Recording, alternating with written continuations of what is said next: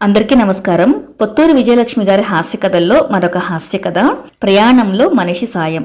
2 రోజులుండి వద్దామని యాజలి వెళ్ళాం. తీరా వెళ్ళాక తెలిసింది మరో వారం రోజుల్లో మా గ్రామ దేవత పుట్టలమ్మ గుళ్ళో తిరునాళ్లు అని. రానే వచ్చారు. ఈ 4 రోజులు ఉండి వెళ్ళండి అని బలవంతం చేశారు. నాకు మళ్లీ రావటానికి వీలవదు అన్నారు నాన్నగారు. అమ్మాయిని పిల్లల్ని ఉంచి వెళ్ళండి, నేను మనిషిని తోడిచ్చి పంపిస్తాను అన్నారు తాతయ్య. నాన్న అన్నయ్య వెళ్లిపోయారు. తిరునాళ్ళ తర్వాత నేను అమ్మ ప్రయాణమయ్యాం. మా తాతగారి పొలంలో పనిచేసే ఎల్లమంద మాకు సాయంగా బయలుదేరాడు. ట్రంకు పెట్టి పక్క చుట్ట, వేరుశనక్కాయల మూట, కొబ్బరికాయల సంచి, పచ్చళ్ల బుట్ట, ఇవి సామాన్లు. రోడ్డు దాకా ఎడ్లబండి, బాపట్ల దాకా బస్సు. బాపట్లలో రైలెక్కి తాడేపల్లిగూడెం వెళ్ళాలి. రోడ్డు మీదకి చేరాం. బస్సు వచ్చింది. సామానంతా బస్సు మీద వేయించి మేం బస్సు ఎక్కాం. ఒరే ఎలమంద, బస్సు ఆగినప్పుడు ఒక కన్ను వేసి ఉంచు, మన సామాన్లు ఎవరూ దించకుండా చూసుకోవాలి అంది అమ్మ. చిత్తం చిన్నదొరగోరు అన్నాడు ఎల్లమంద. పక్కన పల్లెలో ఆగగానే అమాంతం బస్సులోంచి దూకి మళ్లీ ఎక్కాడు. కర్రపాలెంలో చూస్తే మనిషి కనపడలేదు. అమ్మకి గాబరా వేసింది. ఏడి వీడు, ఇందాకటి స్టాప్ లో దిగిపోయాడేమో అని కంగారుగా ఆపండి ఆపండి అని అరిచింది. బస్ ఆపారు. విషయం చెప్పింది అమ్మ. అతనా టాప్ మీద ఉన్నాడుగా అని చెప్పాడొకతను. ఎల్లమందా అని అరిచింది అమ్మ. ఇక్కడే ఉన్నాను చిన్నదొరగోరు, సామాను భద్రంగా ఉంది అన్నాడు బస్సు టాపు మీద నుంచి. బాపట్లలో దిగి స్టేషన్ కి వెళ్ళాం. రైలు వచ్చింది. నేను అమ్మ ట్రంక్ పెట్టి పక్క చుట్ట, పచ్చళ్ల సంచి, స్త్రీల పెట్టెలో ఎక్కాం. మా పక్క పెట్టెలో ఎల్లమందతో శనక్కాయల మూట, కొబ్బరికాయల సంచి ఎక్కాయి. రైలు బయలుదేరింది. అప్పికట్ల స్టేషన్లో ఆగింది. రైలు దిగి పరుగున వచ్చి కిటికీ దగ్గర నిలబడి, చిన్న దొరగారు మనూరొచ్చేసిందా, దిగిపోదామా అన్నాడు ఎల్లమంద. నీ తలకాయ, ఇప్పుడేగా బయలుదేరాం, ఇంకా చాలా దూరం పోవాలి అంది అమ్మ నవ్వుతూ. పరుగున వెళ్లి రైలెక్కాడు. మళ్లీ మాచవరంలో వచ్చాడు. చిన్న దొరగారు దిగిపోదామా అంటూ. ఇప్పుడిప్పుడే కాదురా, నువ్వు మాటి మాటికి దిగుకు, సామాన్లు ఎత్తుకుపోతారు అంది అమ్మ. మళ్లీ నిడుబ్రోలులో కిటికీ దగ్గరికి వచ్చాడు. ఒక చంకన శనక్కాయల మూట, మరోవైపు కొబ్బరికాయల సంచి. చిన్న దొరగారు దిగిపోదామా అంటూ. చంపుతున్నావు కదరా, చూడు శ్రద్ధగా విను. ఇప్పుడు చద్దుల వేళ అయింది కదా, మనం మన ఊరెళ్లేసరికి నువ్వు గొడ్లని తోలుకొచ్చే వేళ అవుతుంది.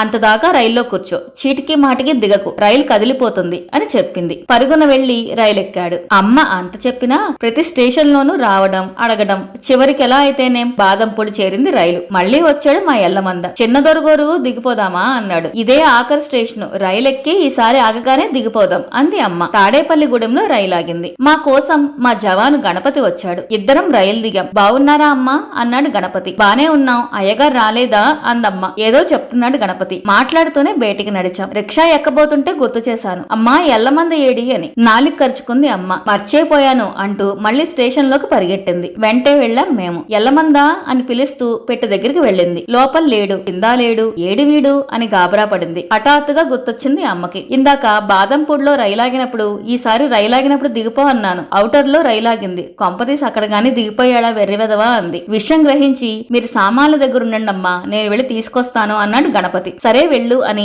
ఎల్లమంద ఎలా ఉంటాడో గుర్తులు చెప్పింది అమ్మ. గణపతి బయలుదేరాడు. అమ్మ ఊహించింది నిజమే. ఔటర్ లోనే ఉన్నాడు ఎల్లమంద. గుర్తుపట్టి ఎల్లమందా ఎల్లమందా అని పిలిచాడట గణపతి. దాంతో బెదిరిపోయి సామాన్లతో చిన్న దొరగారు, పాప దొరగారు అంటూ పట్టాల వెంబడి పరుగు లంకించుకున్నాడట ఎల్లమంద. గణపతి వెంటపడ్డాడట. కాని ఎల్లమంద పల్లెటూరు బలం ముందు గణపతి పట్నం బలం పనికి రాలేదుట. కాస్త దూరం తరిమి లాభం లేక ఈశ్రోమంటూ తిరిగొచ్చాడు గణపతి. అంతా విని, పోనీ నేను వెళ్తాను అంది అమ్మ. ఇంకా నయం, చీకటి పడుతోంది, ఆ పట్టాల వెంబడి మీరెక్కడికెళ్తారు అన్నాడు గణపతి. తల పట్టుకుని కూర్చుంది అమ్మ. దేవుడిలా నాన్నగారు వచ్చారు. విషయం తెలుసుకుని ఉసూరుమని, మంచి సాయాన్నే తెచ్చుకున్నావు పుట్టింటి నుంచి అని, సర్లే నేను వెళ్తానని బయలుదేరారు. ఒక ఈత చెట్టు కింద కూర్చుని ఉన్నాడట ఎల్లమంద. నాన్నగారిని చూడగానే పరిగెట్టుకు వచ్చాట. దండాలు అల్లుడు గోరు, నే బండి దిగేసా, చిన్న దొరగోరు పాప దొరగోరు దిగకముందే బండి వెళ్ళిపోయింది. సర్లే ఎక్కడికి పోతారు, బండేసుకు మళ్లీ వస్తారని ఇక్కడే ఉన్నా. ఇందాక ఓ దొంగ వెధవ నా వెంట పడ్డాడు. ప్రాణం పోయిన శనక్కాయలు కొబ్బరికాయలు వాడికిస్తానా, మా ఊరు పరువు పోదు అన్నాడట ఆనందంగా.